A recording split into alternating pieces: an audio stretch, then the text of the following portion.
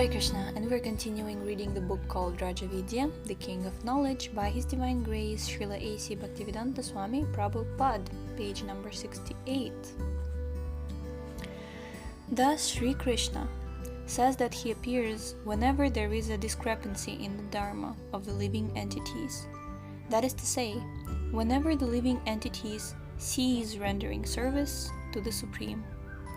In other words, when the living entity is too busily engaged serving his senses, and there is an overindulgence in sense gratification, the Lord comes.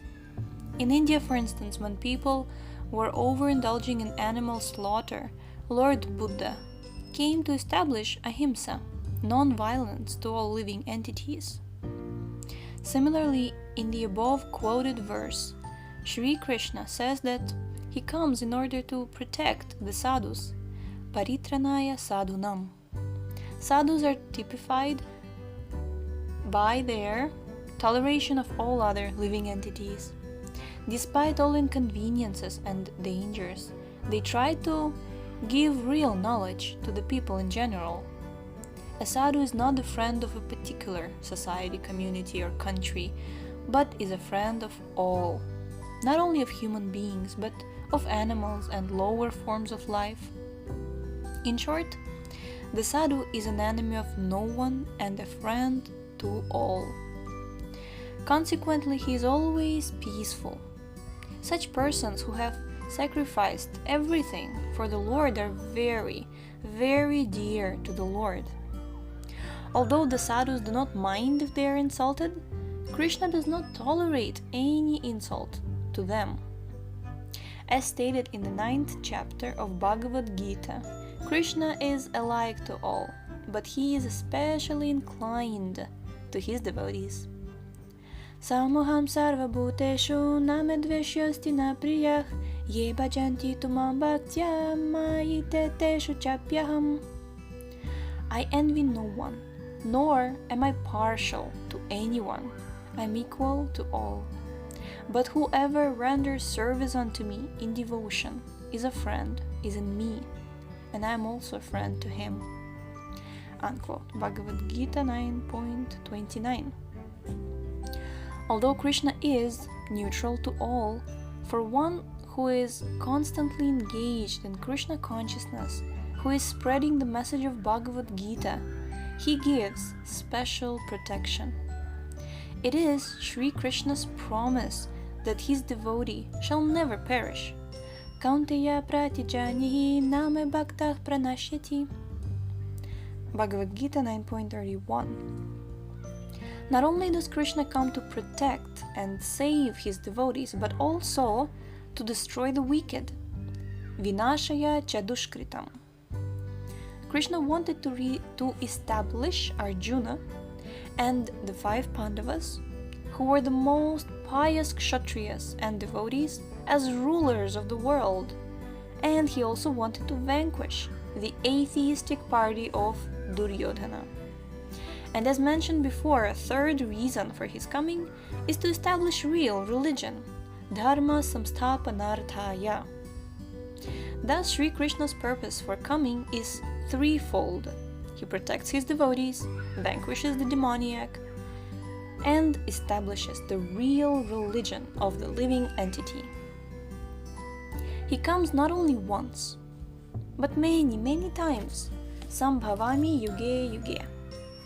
Because this material world is such that in the course of time, after an adjustment is made, it will again deteriorate. The world is so conceived that even if we make a very good arrangement, it will gradually deteriorate. After World War I, an armistice was signed, and there was a short period of peace. But World War II soon came, and now that that is over, they're making preparations for World War III. This is the function of time, Kala, in the material world. We build up a very nice house, and after 50 years it deteriorates, and after 100 years it deteriorates even more, Similarly, when the body is young, people care for it, always lavishing affection upon it and kissing it. But when it grows old, no one cares for it. This is the nature of the material world. Even if a very good adjustment is made, it will in course of time be vanquished. Therefore, adjustments are periodically required, and from age to age, the Supreme Lord or his representative come to make adjustments in the direction of civilization. Thus, Sri Krishna descends many times to establish or rejuvenate many different religions. Chapter 7: Knowledge as faith in Guru and surrender to Krishna. In the 4th chapter of Bhagavad Gita, Sri Krishna concludes that of all sacrifices, the best is the acquisition of knowledge. Shreyan dravyamayadhyagyak jnanayagyak parantapa sarvam karma kilam partha jnane parisamapyate. Quote, O chastiser of the enemy, the sacrifice of knowledge is greater than the sacrifice of material possessions.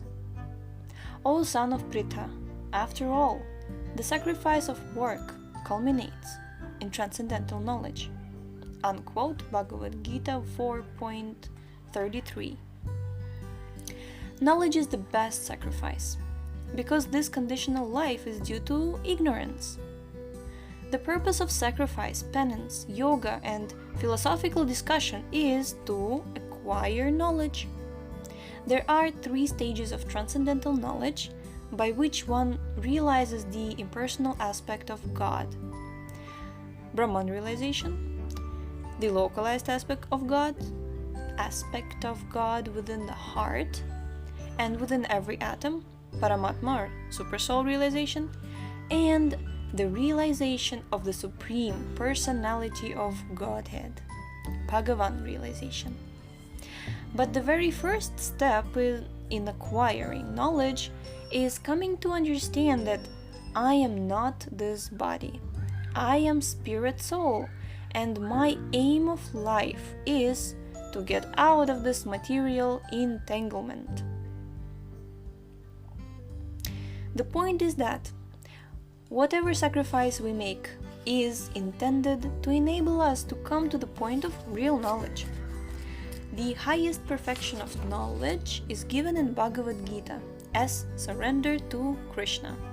Bahunam janmanamante gyanavan mam prapadyante. Bhagavad Gita 7.19.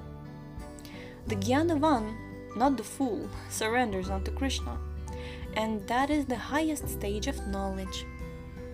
Similarly, at the end of Bhagavad Gita, Krishna advises Arjuna, Sarva dharman parityaja mamekam sharanam vraja aham tvam sarva papebhyo mokshayishyami ma shuchaha.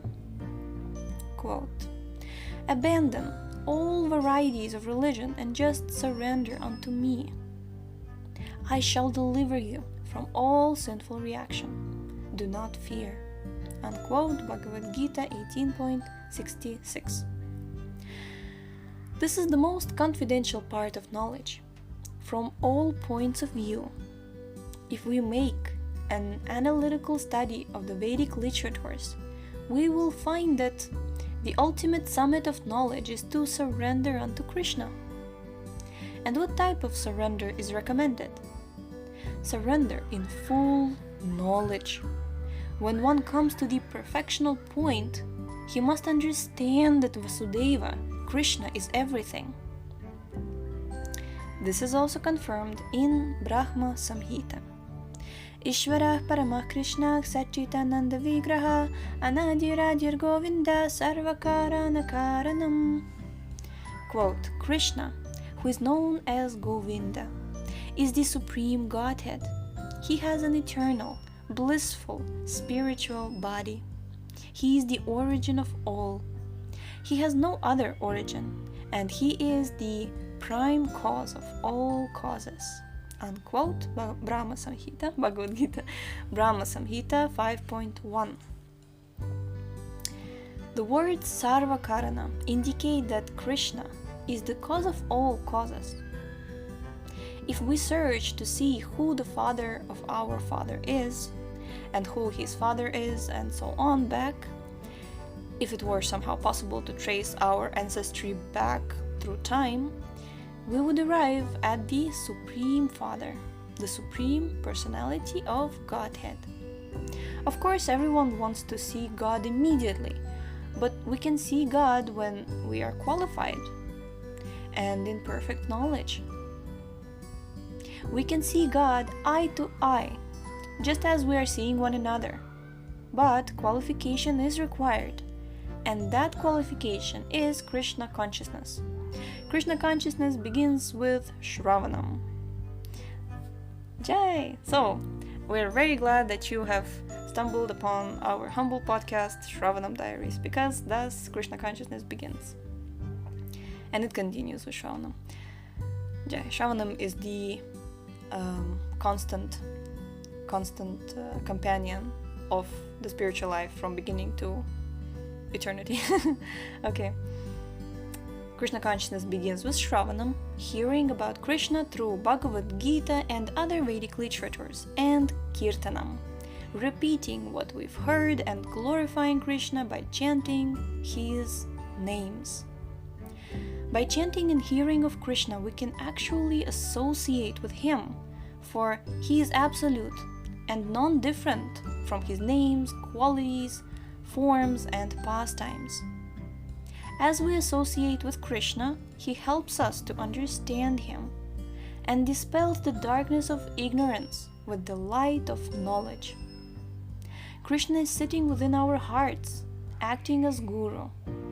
When we begin hearing topics about him, the dust which has accumulated on our minds due to so many years of material contamination becomes gradually cleaned. Krishna is a friend to everyone, but he is a special friend to his devotees.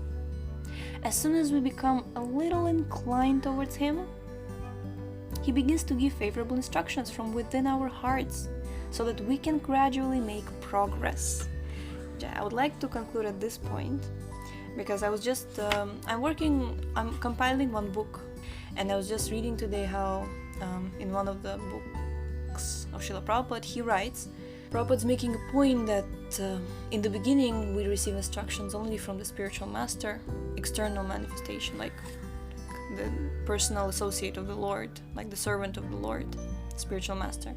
But then as we progress further and we become pure devotees, then Krishna will speak to us not only from externally manifestation of spiritual master, but also from inside. So Krishna is going to direct us from within our hearts as well as from without. So it's just a beautiful point that, Krishna is sending help from within and without. And this is one of the biggest ways to actually test, If you're really sincere and if you don't want to be cheated, then from within the heart and from without, you will receive same instructions. Haribol, absolute truth. Thank you so much for tuning in today. The link to this book is in the description. We're actually almost finishing the book, so stay tuned and we shall see you next time. Hare Krishna.